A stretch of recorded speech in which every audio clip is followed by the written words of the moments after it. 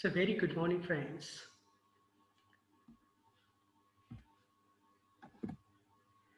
So today we are going to discuss about historical background of law of evidence. Already we had discussed about Hindu period, and right now we are going to discuss about Muslim period. Which is definitely Muslim period and Hindu period. It is different on the context of the Indian Evidence Act. But what are the different contexts in these two periods?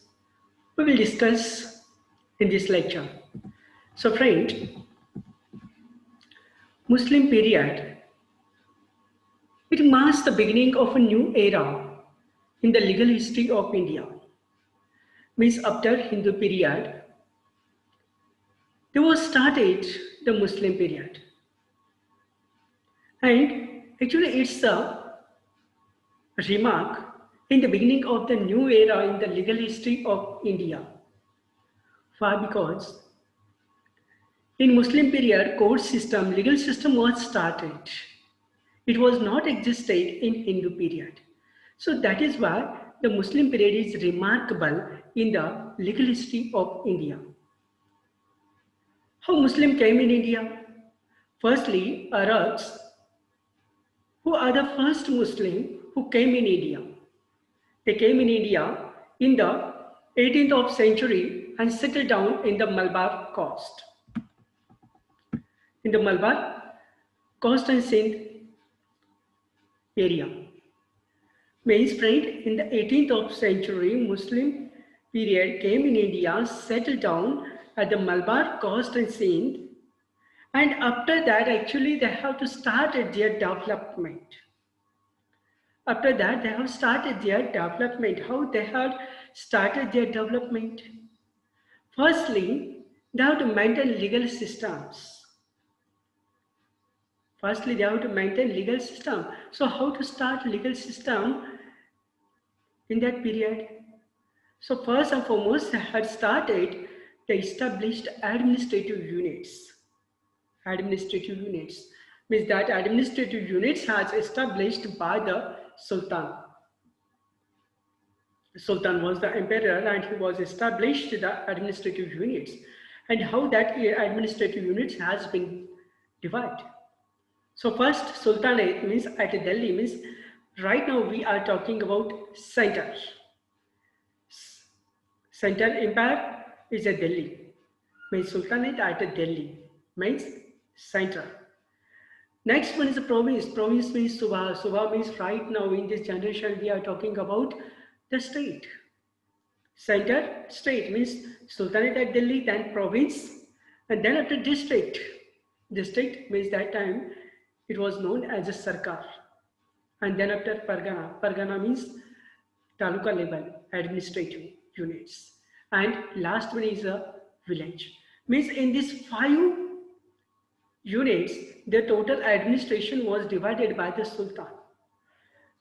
Okay, once the Sultan was established the administrative units at the Delhi, province, district, Pargana and village level. After that, immediately the Sultanate was started the court system. Means at each unit, the Sultanate was established the court system at Delhi, at province level, district level, Pargana and village level. And who was helping the justice? Those are working in this court system. So friend, that time, Qazi, Mufti, Pandit, we are assisted in the legal system to the justice or judges. So, at the hearing of the plaintiff, presence of both the parties was essential. But that time there was one rule in this period. At the hearing of the plaintiff, at the time of plaintiff proceeding, the presence of both the parties was essential. Means at the time of hearing, both the parties should have to appear before the court. They must have to present in the court. So these some points has highlighted under Muslim period. And another one thing, that justice of the court was free, means there was not imposed or extend any court fees. Cost of the court, it was not binding or assigned to the parties. So in short, the justice system was very cheap and affordable to the disputing parties. Then after, under Muslim period, they were followed the question and answer procedure. Means if the parties they appeared before the court, that time Sultanate or the Chief Justice were empowered to pose questions. And whatever those put question or posed question by the justice, the parties should have to answer that. Ms. Friend, right now also the same procedure we are following, question and answer. Judges pose a question to the disputing parties and disputing parties answered the same question. Then after, witnesses were produced before the court. Those are the witnesses they should have to produce before the court. They must have to appear before the court. Already we had discussed. Witnesses means what? Witnesses means a person who is conversant with a certain fact. A person who has knowledge about the fact, that person must have to produce before the court or appear before the court. Why? Because more credit was given to eyewitnesses than the hearsay evidence. Eyewitnesses means they have collected or they have collected the direct witnesses. That is why eyewitnesses has given greater evidentiary value in the evidence procedure. So here, hearsay evidence was not got the greater evidentiary value. So friends, what is meant by hearsay evidence?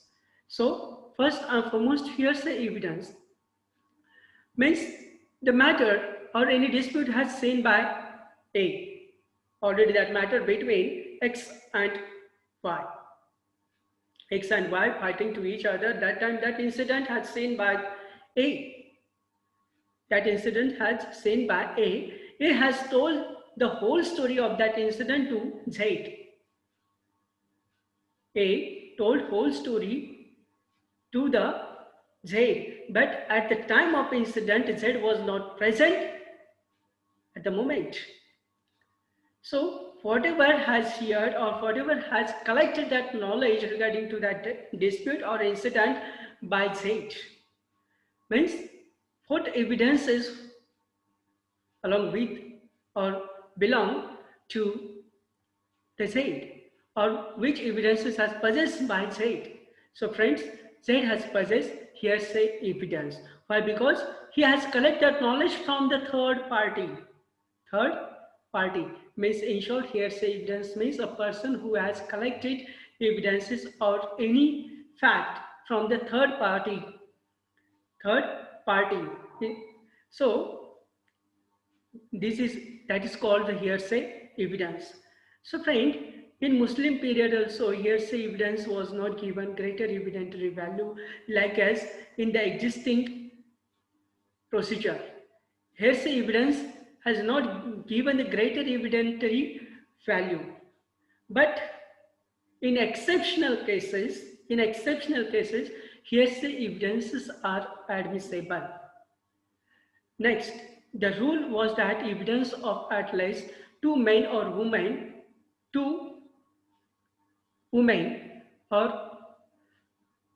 or one man and two women are required for proof. This here, the rule was that evidence of at least two men or one man and two women are required for proof. Means friend, in short, that rule is, or this rule is like that, one man equivalent to the two women. Means in Muslim period, it was considered, suppose any woman, they wanted to give evidences against the parties. But that time, there must be two women should have to give evidences. Why? Because two women's evidence is equivalent to one man. That was the procedure, and that was the rule was framed by the Sultanate or in Muslim period. After that, Muslims stood in relation to each other. If the person stood in relation to each other for the hearing or for giving evidences, that time they were incompetent witnesses. Means the relatives could not give a witness or testimony or produce evidences or any document in favor or in relation to each party, that party which is in the relation. For example, son in favor of father, son in favor of father, or in favor of the criminals, in favor of the gamblers. They could not give the testimony. And if they are giving testimony, it is incompetent or inadmissible. Then, one rule was framed under the Muslim period. Blind, dumb, slave persons were the incompetent witnesses. Actually, in the existing Evidence Act, the blind person, dumb, or slave persons can give the testimony or they are competent witnesses. But in Muslim period, they were the incompetent witnesses. Admissible evidences. So, what types of evidences they were admitted or admissible? Oral evidence and documentary evidences were admissible. But that time documentary evidences scope was very limited. Like that. Document evidence only written documents. Documentary evidences means only written documents were considered under the Muslim period. These documents must be adequately executed. Then they were admissible. Otherwise, discarded or inadmissible. Means documents must be or should be properly executed and then also they are admissible. Then documents inadmissible. So which documents are admissible? Who has prepared these documents are admissible. Like that, any woman, any children, drunkard person, gambler, criminals, they have prepared any documents, it was inadmissible under Muslim period. After that, substantive and procedural law interpreted under principles of Quran. Means under Muslim law, the substantive law and procedural law was interpreted under the principles of Quran. Why? Because Muslim people were followed the rules and regulation principle norms of the Quran. Why? Because Quran is the holy book of Muslim. They followed, they respect the Quran, holy book. Then after British period, after Muslim period, start the British period. So what was happened or what has happened under the British period? Actually, British came in India in the 17th of century in India. After that, they have developed the legal system and court system in India. Radically, they have developed, and that system right now we are following adequately. So, the British also preserved the Dharma Shastra and Quran, and they were applied these Dharma Shastra and Quran in the court system in India. Means that Dharma Shastra, which was existed in the Hindu period, Quran in the Muslim period, and both the rule of or principles of Dharma Shastra and principles of Quran were followed by the British government in the Indian court system.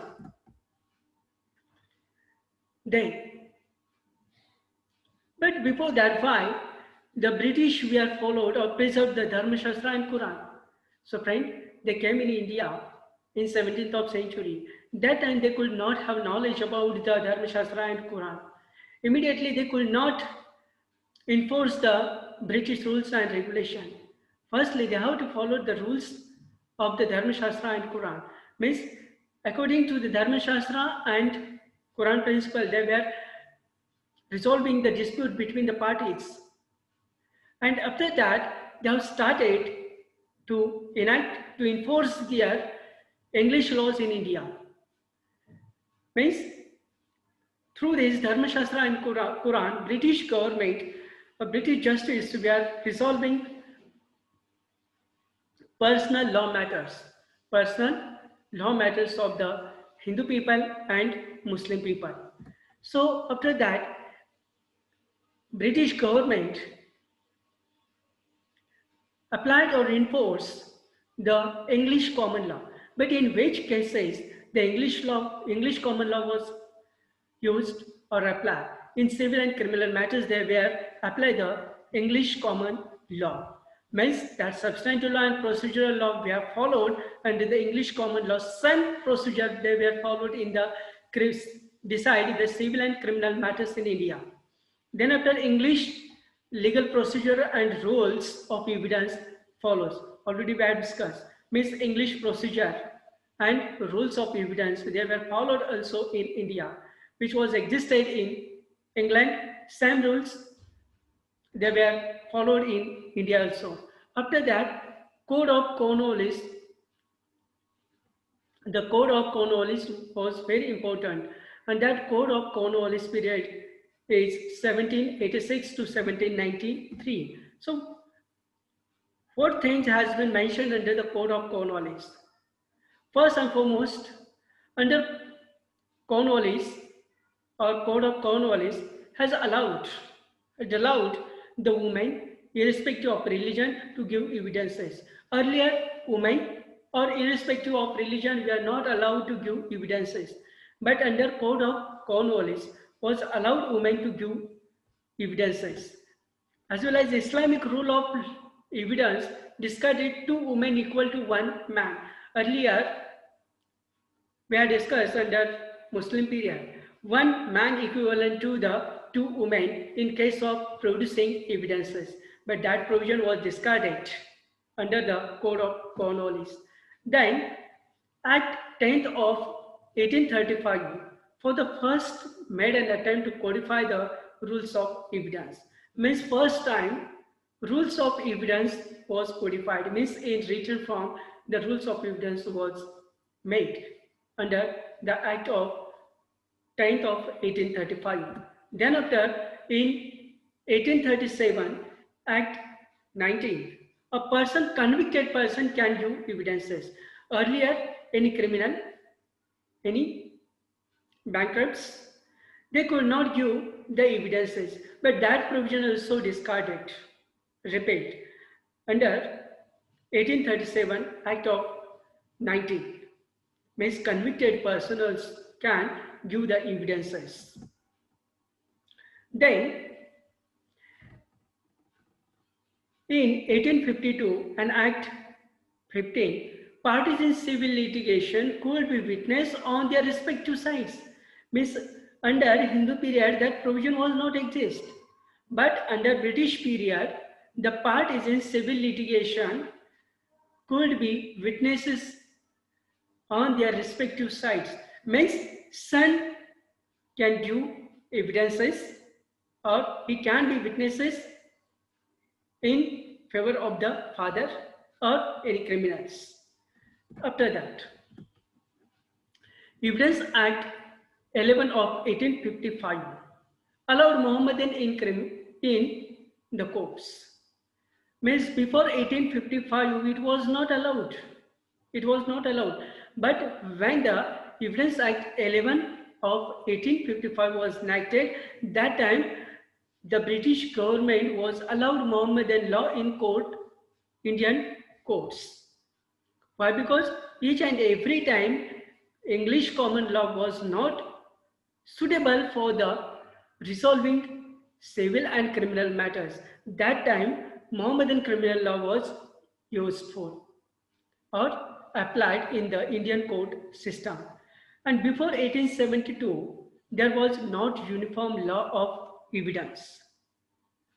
And we are looks in the history. Before 1872, there was not uniform law of evidence. Why? Because why?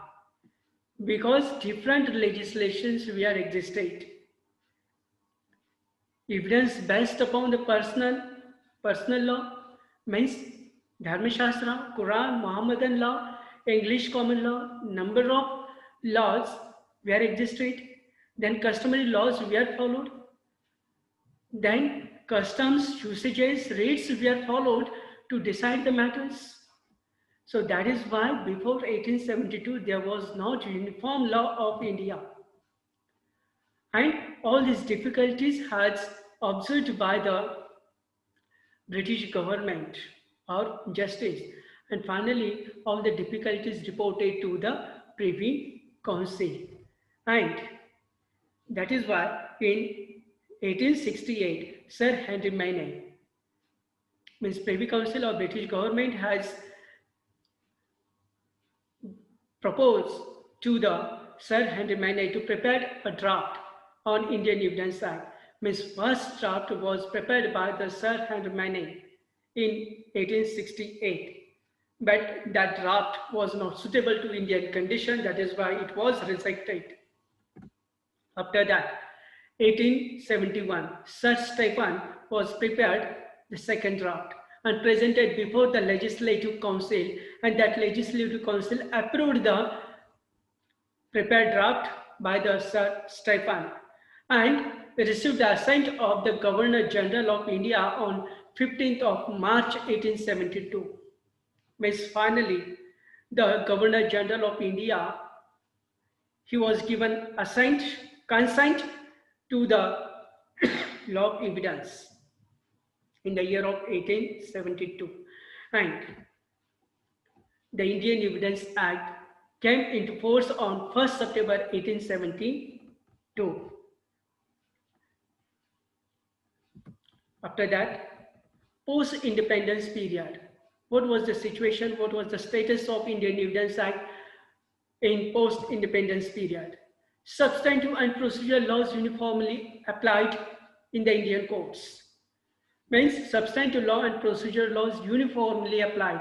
Before 1872, that was the question. There was no uniformity in the substantive and procedural law. But in the post-independence period, there was substantive law and procedural law uniformly applicable in the Indian courts.